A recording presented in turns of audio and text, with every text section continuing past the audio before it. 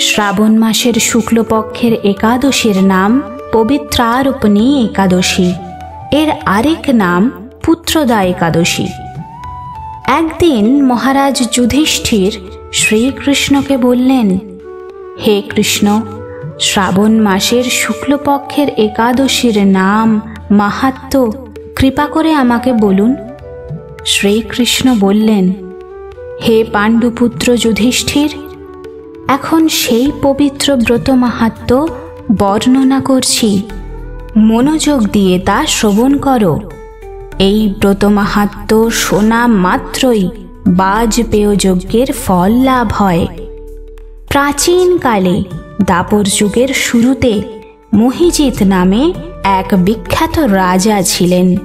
তিনি মাহিষ্মতি নগরে রাজত্ব করতেন, কিন্তু তার জীবনে কোনো সুখ শান্তি ছিল না, কেননা তিনি ছিলেন নিঃসন্তান। পুত্রহীনের ইহলোক পরলোক কোথাও সুখ হয় না। এইরূপ চিন্তা করতে করতে রাজার বহু দিন কেটে গেল। তবুও সন্তানের মুখ দর্শনে রাজা বঞ্চিতই রইলেন। নিজেকে অত্যন্ত দুর্ভাগা মনে করে রাজা চিন্তাগ্রস্ত হলেন।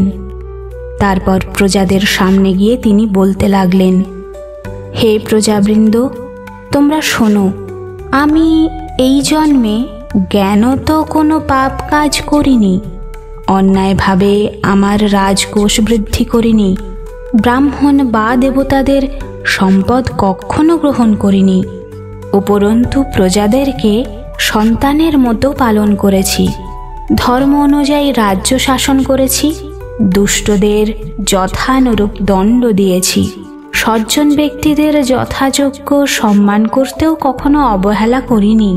এই প্রকার ধর্মপথ অবলম্বন করা সত্ত্বেও কেন আমার সন্তান লাভ হলো না, তা আপনারা কৃপা করে অনুসন্ধান করুন। রাজার এই প্রকার কাতর উক্তি শ্রবণে ব্যথিত রাজা ভক্ত পুরোহিত ব্রাহ্মণগণ ও প্রজাগণ রাজার মঙ্গলের জন্য গভীর বনে ত্রিকালজ্ঞ মুনি ঋষিদের কাছে যেতে মনস্থ করলেন। বনের মধ্যে ঋষিদের আশ্রম দেখতে দেখতে তারা এক মুনির সন্ধান পেলেন। তিনি দীর্ঘায়ু, নিরোগ, নিরাহারে ঘোর তপস্যায় মগ্ন ছিলেন।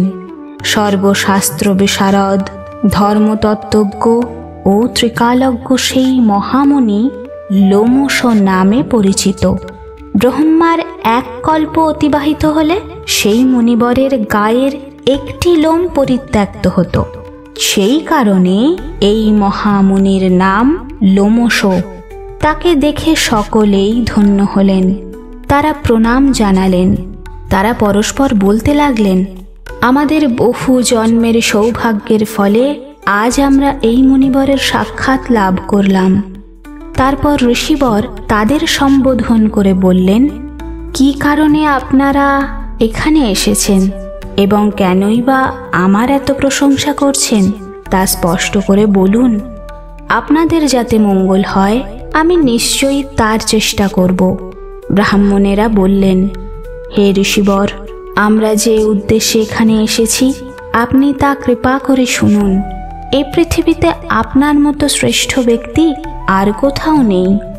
রাজা মহিজিৎ নিঃসন্তান হওয়ায় অতি দুঃখে দিন যাপন করছেন। আমরা তাঁর প্রজা।